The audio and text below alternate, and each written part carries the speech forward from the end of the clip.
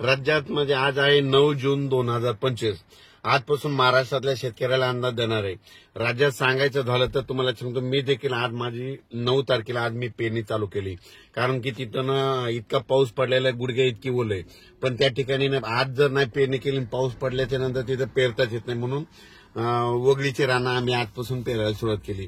राज्यातल्या सर्व शेतकऱ्याला सांगू इच्छितो की राज्यामध्ये आज 9 जून 10 आणि 11च्या दरम्यान राज्यामध्ये म्हणजे दक्षिण महाराष्ट्राकडे पाऊस पडणार आहे. म्हणून हा अंदाज लक्षात घ्यायचा.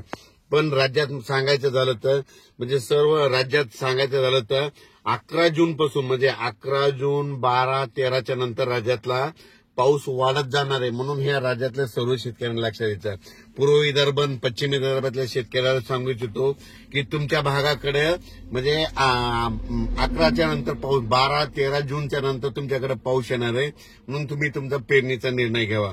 त्याच्यानंतर दक्षिण महाराष्ट्रातल्या शेतकऱ्याला सांगू इच्छितो की दक्षिण महाराष्ट्राकडे म्हणजे तुम्हाला सांगायचं झालं तर आज म्हणजे 9 जून 10, 11, 12 तुमच्याकडे 9, 10, 11, 12 पासूनच पाऊस तुमच्याकडे चांगल्या प्रमाणात पडणार आहे. म्हणून हा अंदाज लक्षात येतो.